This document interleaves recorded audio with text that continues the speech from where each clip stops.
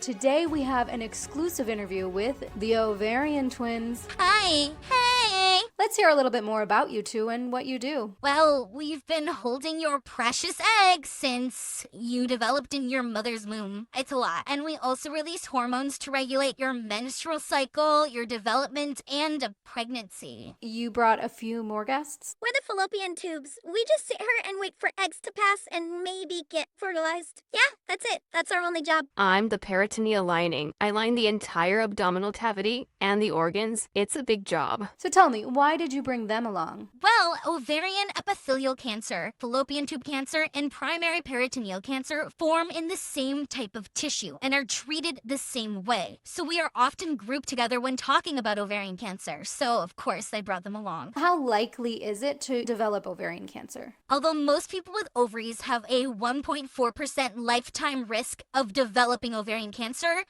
if you have a hereditary genetic mutation, you may have a much higher risk, and knowing this is super important. How much ovarian cancer is hereditary? Actually, a good amount. There was a study that looked at hundreds of cases of ovarian cancer and found that 24% of them had an inherited genetic mutation associated with ovarian cancer.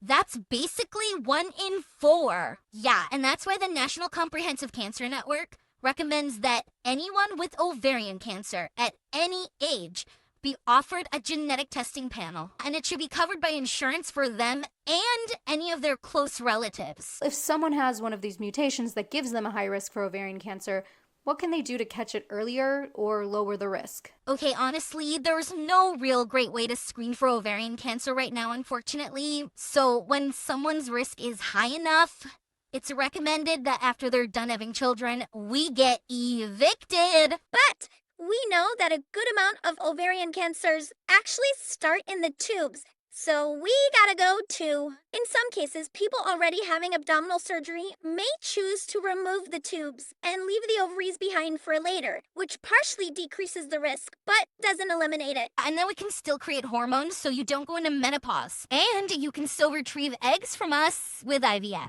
Although some people at high risk may still opt for extra imaging or blood testing, it's really truly up to the person. Yeah, although the data is not great, it can still provide some peace of mind. You've heard it straight from the source. Everyone with ovarian, fallopian tube, or primary peritoneal cancer should be offered genetic testing, as should their relatives, with a panel of multiple genes. Ask your doctor or see a genetic counselor to help you understand your risk and the best test for you. Trust me, you are not overreacting.